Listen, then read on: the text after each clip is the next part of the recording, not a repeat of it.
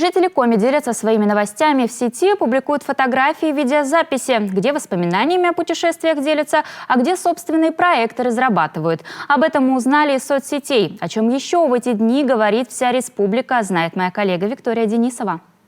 9 мая миновало, но отголоски праздника со слезами на глазах все еще находят отражение в творчестве. Жители Ухты сняли ролик о дедушке Иване Минакове. Для записи участники переоделись в военные гимнастерки и разыграли целую историю. Параллельно видео сопровождается текстом о своем герое, конечно же. Теряя друзей и подруг, ходила и ездила не за наградой, а чтоб разорвать этот круг.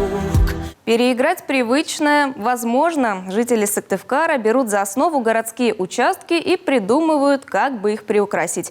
Пока только в качестве идеи, тем не менее, проекты готовят сами. Вот, к примеру, блоки у Стефановской площади. По задумке, они должны превратиться в клумбы, а то и в своеобразную зону отдыха. Тут же можно добавить столы и скамейки. Где-то хотят возводить, а где-то, напротив, только ломать. Пользователи сети активно обсуждают видеоролик. Его героями стали дети. На кадрах шумная компания. Ребята в пух и прах разрушают детскую площадку.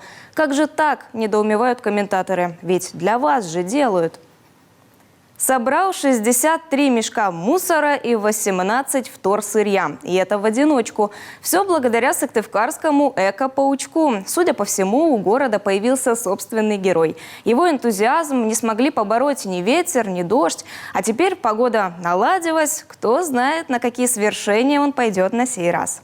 Покорять полярный Урал отправилась группа безбашенных ребят, как они сами себя называют. Житель Воркуты выложил в сеть видео путешествия. Еще чуть-чуть, и герои ролика дошли бы до вершин гор Динозавр и Желтая. Высота километровая. Оставалось всего 80 метров. Пурга помешала. В лагерь, говорят, возвращались и вовсе с почти нулевой видимостью. За сутки погода менялась 4 раза.